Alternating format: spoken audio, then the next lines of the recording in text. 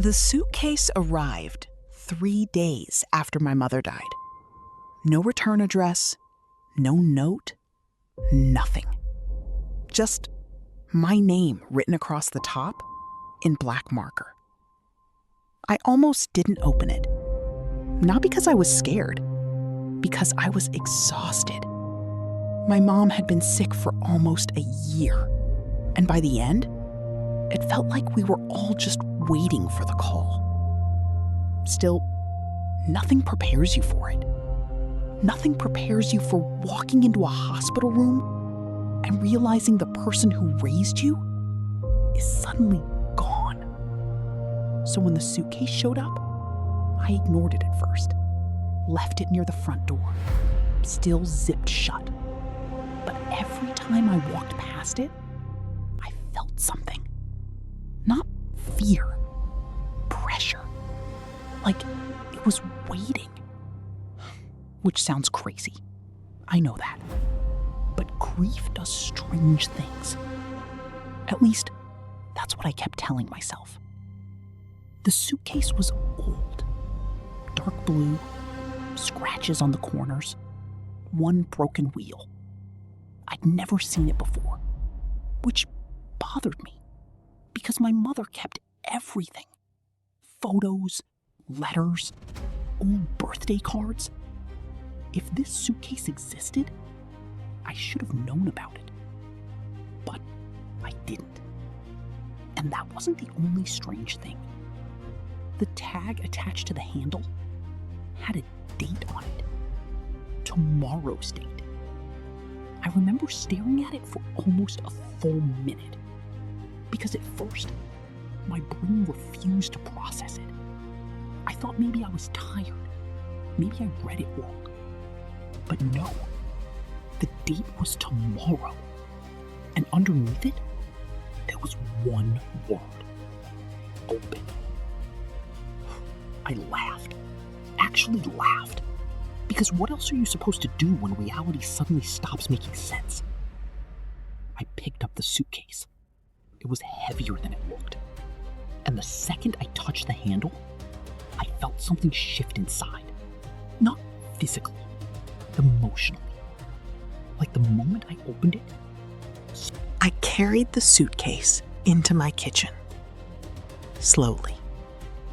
Carefully. Like it might break or explode. Which was ridiculous. It was just a suitcase. Old. Heavy. Probably full of my mother's things. That's what I kept telling myself. But deep down, I knew something was wrong. Because my mother wasn't dramatic. She wasn't the type to leave behind mysteries. No secret codes. No weird final messages. She was practical. Organized. Predictable. So why did this feel like she planned it? I placed the suitcase on the table. The zipper was old metal. Worn down. And when I touched it, my hands hesitated. Not because I was scared of what was inside, because suddenly, I was scared to know. I stood there for almost a minute, just staring at it. At the tag. Tomorrow's date. Open.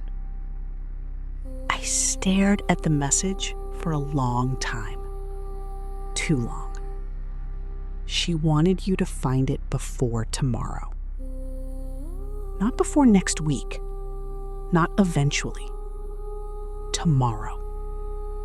That word stayed in my head. Because suddenly, this didn't feel mysterious anymore. It felt urgent. I typed back immediately. Who is this? The message showed as delivered. Then nothing. No typing. No response. Just silence. I looked back at the suitcase, at the files, at the dates, and I realized something that made my chest tighten instantly.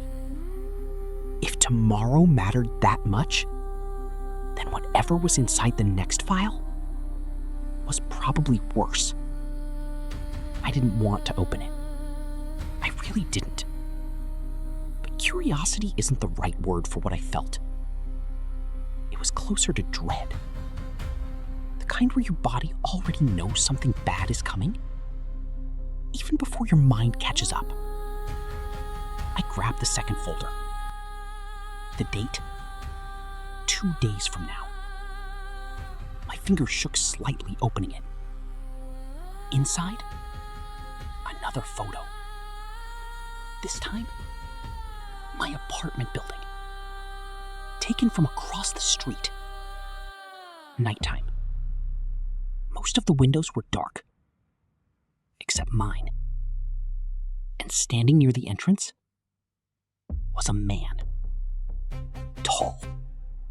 Dark hoodie. I didn't sleep at all. How could I? Every sound outside made me jump. Every car door, every footstep, every shadow near the window. I stayed on the floor, next to the couch, holding my phone, staring at the suitcase like it might suddenly move on its own. And the worst part? The messages stopped. Completely. No explanation. No instructions. Just silence. Which somehow felt worse than being watched. Because now, I had time to think. And the more I thought about it, the less sense any of this made. How did my mother know? Who was sending the messages? Who was the man outside? And why did it feel like everyone except me already understood the rules? Around 4 a.m., I finally looked back inside the suitcase. I told myself I was only checking one more file. Just one. But deep down, I think I already knew I wasn't stopping after that. I picked the next folder. Tomorrow's date. My chest tightened instantly. Because this was it. Whatever was happening, it centered around tomorrow. I read the message again. And again. I was your mother once. My brain refused to process it normally. Because there are sentences that immediately break reality.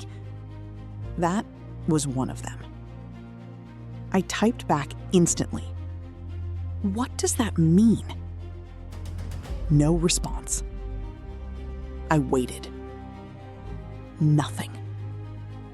The silence stretched so long, I started wondering if I imagined the whole thing.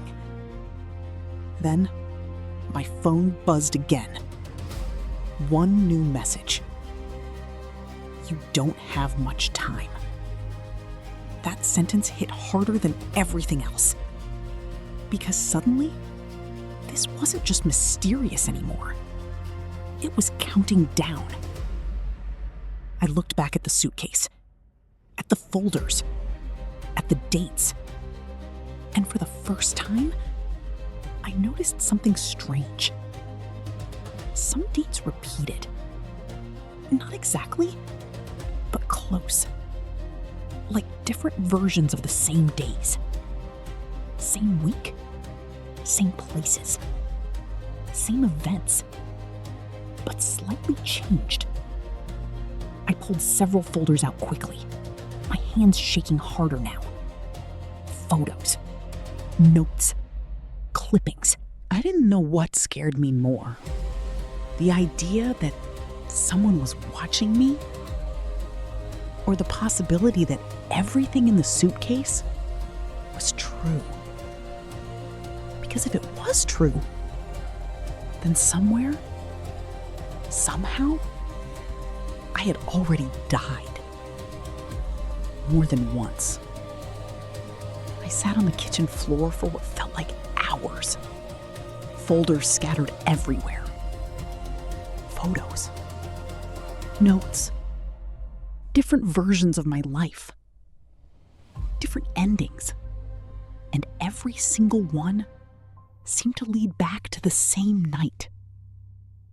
Tomorrow. 11:43 p.m. The fire. I grabbed another folder.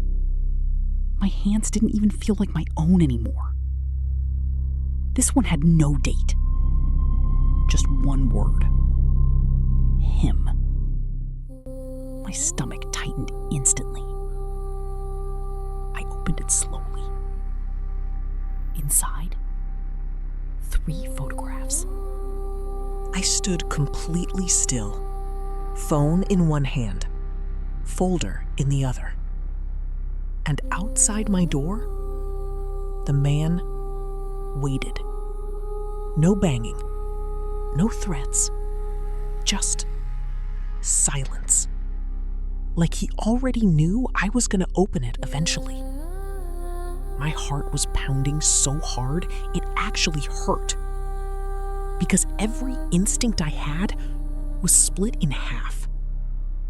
One part of me wanted to run. The other wanted answers.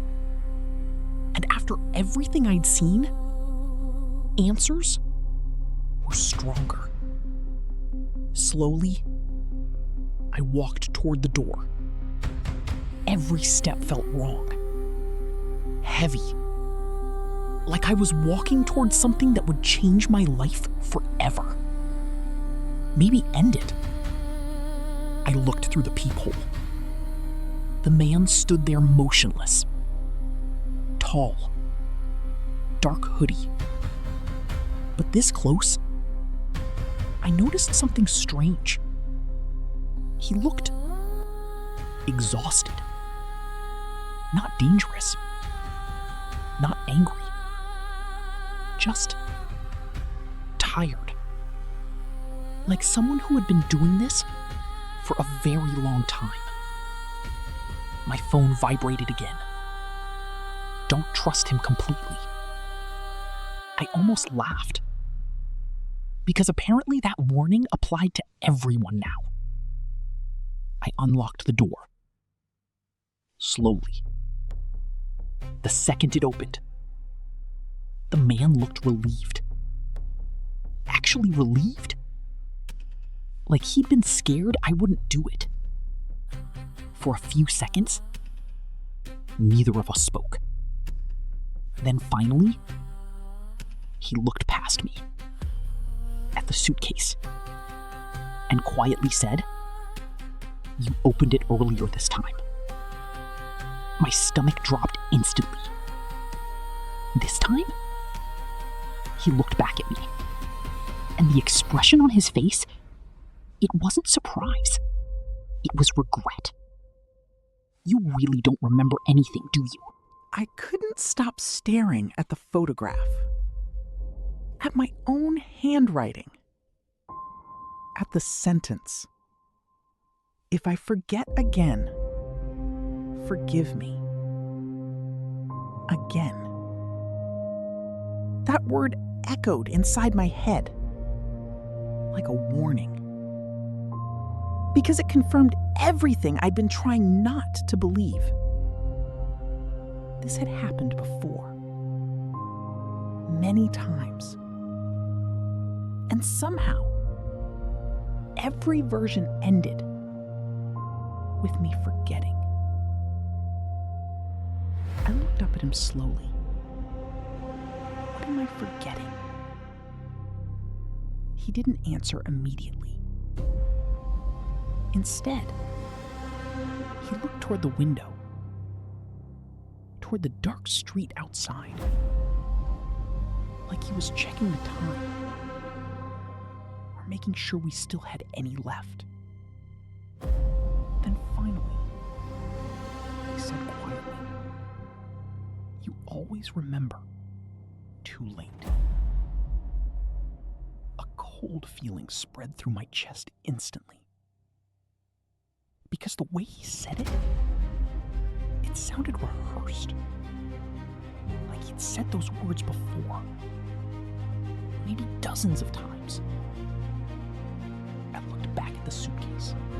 I couldn't breathe properly anymore. Not because I was panicking, because my mind physically couldn't keep up. The versions of you that never escaped. I repeated the sentence slowly, like saying it differently might make it less horrifying. It didn't. I looked at him, then at the suitcase, then back at my phone. And suddenly, everything around me felt unstable. Like reality itself was slightly off. How is that possible? I whispered. He looked exhausted again. Like this conversation had happened too many times before. After the fire, he said quietly, "Most versions of you die." Most. That word hit hard. Most? I repeated. He nodded slowly. But some don't. A chill crawled down my spine instantly. Because suddenly, I understood the messages, the warnings, the strange feeling of being watched. Those weren't strangers. Those were me. Different versions. Versions that survived long enough to become trapped inside the cycle.